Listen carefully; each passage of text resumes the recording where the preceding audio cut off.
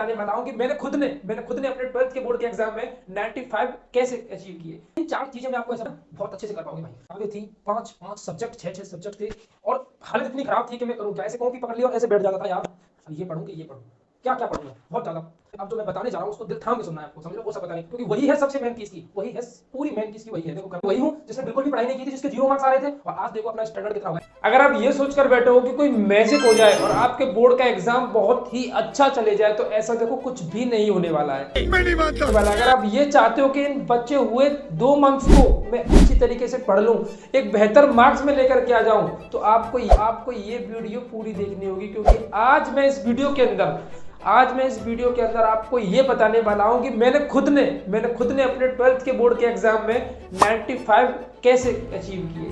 यानी 2 महीने बचे हुए थे लास्ट के, और इन 2 महीनों के अंदर मैंने 95 मार्क्स वो भी मैथ्स के अंदर कैसे अचीव किए, ये आज पूरी स्ट्रेटेजी में आज आपको अपनी खुद की स्ट्रेटेजी बताने वाला हूं कि मैंने ये सब कुछ कैसे किया, वो भी लास्ट के 2 मंथ्स में। यानी पूरी साल ऐसे ही निकाल दी, जुलाई में निकाल दी, जुलाई में फिर सोचा कल से पढ़ेंगे, धीरे धीरे नवंबर भी आ गया, और नवंबर में सोचा कि पढ़ाई कर लेते हैं, और नवंबर भी ऐसे ही आप लोगों ने निकाल दिया। अब आपके पास बचा हुआ केवल और केवल दिसंबर और जनवरी, और इस दिसंबर और जनवरी को अगर आप लोग अच्छी तरीके से यूटिलाइज कर लेते हो, अच्छी तरीके से पढ़ लेते हो, तो मैं बता रहा हूँ आपको, आपका जो लेवल है ना, एकदम टॉपर बच्चे वाला लेवल हो जाएगा। क्योंकि आज जो मैं स्ट्रेटेजी बता रहा हूँ वो मैंने खुद फॉलो की है और खुद बहुत अच्छा स्कोर किया है। तो ये जो टाइम है, टाइम टू स्टडी, यानी बिल्कुल एकदम सही समय है पढ़ने का, आपको अच्छी तरीके से समझाने का कि भाई ये सब जो कर रहे हो ना उसको छोड़ दो यार, बहुत हुआ कि कल से पढ़ लूंगा। अपने आप को धोखा बिल्कुल भी मत दो। अपने आप के साथ साथ अपने घर वाले, अपने पेरेंट्स को भी आप लोग धोखा दे रहे हो। तो ये जो 2 मंथ्स की स्ट्रेटेजी है आज इतनी जबरदस्त लेकर के आओ कि आपको पूरे इस सिस्टम पर कोई भी नहीं बता सकता, जैसा मैं आप लोगों को आज एक्सप्लेन करने वाला हूँ। तो आपको करना क्या है, सिर्फ इस वीडियो को पूरा देखना है अच्छी तरीके से, पूरे दिल और जान से इस वीडियो को पूरी तरीके से देखना है, क्योंकि मैं लोकेश सैनी आज आपको बताऊंगा कि मैंने खुद ने ये सब कुछ कैसे अचीव किया। और आप लोग ये वीडियो देखने के बाद ना सिर्फ 3-4 चीजें मैं आपको ऐसे बताऊंगा कि आप लोग इजीली, बोल सकता हूँ मैं कि आप लोग इजीली ना बहुत अच्छे से कर पाओगे भाई। यानी देखने के बाद आप लोग कहोगे कि यार ये इतना आसान हो सकता था क्या, ये मैं कर पाया, मतलब मैं ये कर सकता हूँ, ये खुद बोलोगे आप लोग, समझ रहे हो ना। तो ये जो सही समय है, टाइम टू स्टडी, आपको स्टडी करने का एकदम सही समय है, आपके स्टडी करने का एकदम सही समय यही है भैया। और ये आपको वीडियो वहाँ तक लेकर के जाएगी जहाँ तक आपने सब कुछ सोच रखा है, वहाँ तक ये वीडियो आपको लेकर के जाने वाली है, ठीक है। तो वीडियो को मैं करता हूँ शुरू बिना स्किप किए हुए, इसको बहुत अच्छे से आपको समझते हुए चलना है। देखो सबसे पहले क्या करना है आपको, सबसे पहले आपको क्या चेक करना है, सबसे पहले सर मुझे ये चेक करना है कि कितना मैं पढ़ चुका हूँ। थोड़ा बहुत, कुछ तो मैंने स्कूल अटेंड किया, कुछ तो मैंने कोचिंग अटेंड की, उसमें कुछ तो पढ़ा होगा मैंने, वो सब कुछ आपको देखना है कि पूरे 100% के सिलेबस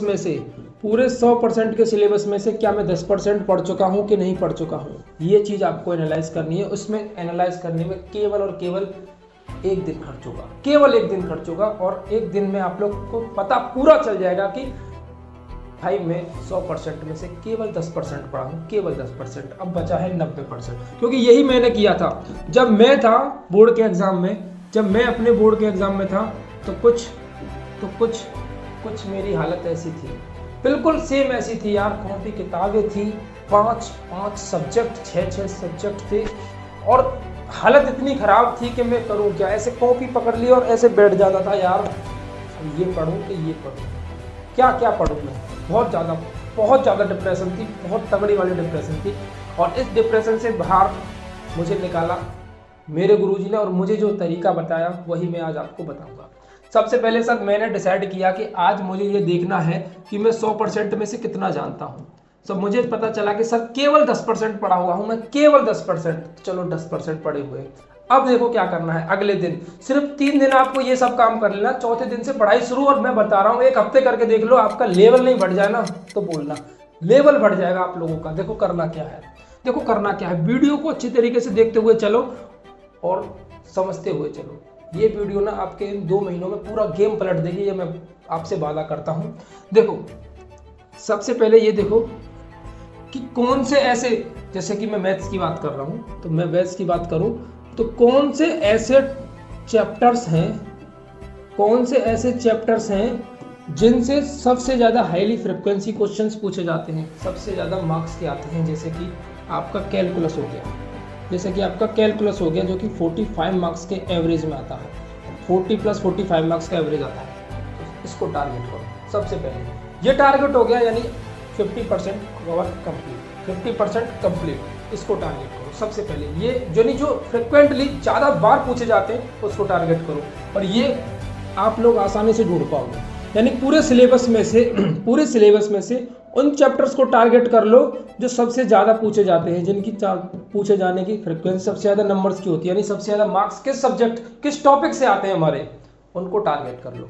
वो सब टारगेट करने के बाद में भैया अब क्या करूँ मैं, वो सब टारगेट करने के बाद में अब जो मैं बताने जा रहा हूँ उसको दिल थाम के सुनना है आपको, समझ रहे हो, वो सब बताने, क्योंकि वही है सबसे मेन की इसकी, वही है पूरी मेन की इसकी, वही है। देखो करना क्या है, करना ये है कि जो चैप्टर आपने टारगेट किया है उसको पहले एक दिन अच्छी तरीके से उसको मैराथन पढ़ लो, उसका मैराथन पढ़ लो, एक दिन अच्छी तरीके से उसका मैराथन पढ़ लो।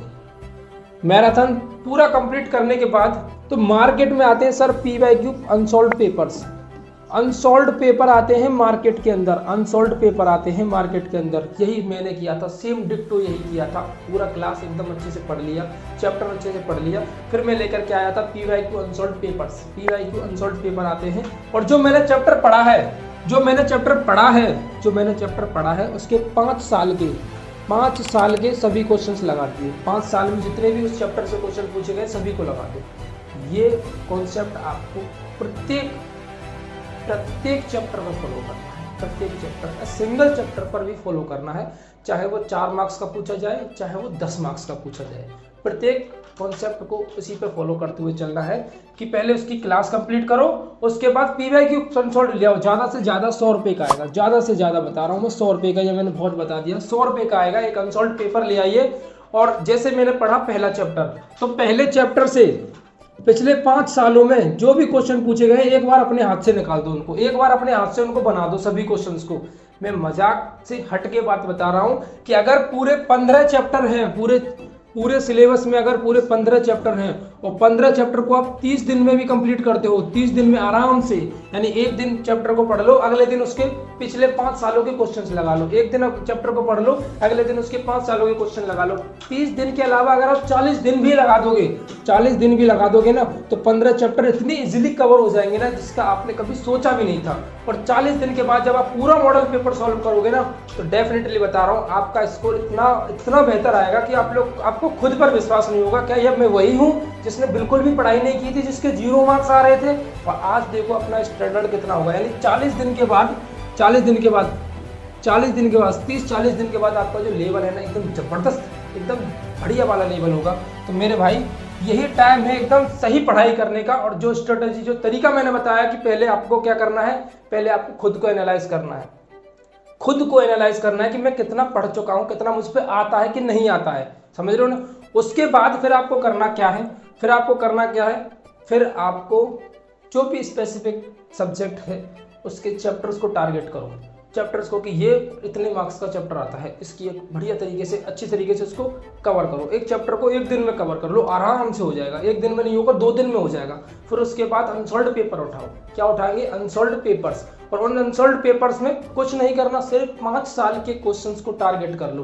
5 साल, यानी पिछले 5 साल में जो क्वेश्चंस पूछे गए हैं उनको सभी को टारगेट करके उनको सभी को बना दो, और देखो आपका लेवल क्या होगा। इतना ज़बरदस्त लेवल हो जाएगा ना कि उसके बाद आपसे कुछ भी, एक सिंगल क्वेश्चन भी पेपर में नहीं बचने वाला है, एक सिंगल क्वेश्चन भी, मजाक से हट के बात बता रहा हूँ, एक सिंगल क्वेश्चन भी आप लोगों से ऐसा नहीं बचेगा कि ये सर मुझ पर नहीं आता, समझ लो ना। ये सबसे बेस्ट स्ट्रेटजी है, और उम्मीद करूँगा आपको मेरा कॉन्सेप्ट जो है बहुत अच्छे से समझ में आया होगा। अगर कोई भी दिक्कत परेशानी आए तो अपने भाई को कमेंट कर देना, बता दूंगा मैं आपको कि इस सब्जेक्ट को आपको किस तरीके से पढ़ना है। आज के लिए फिलहाल इतना।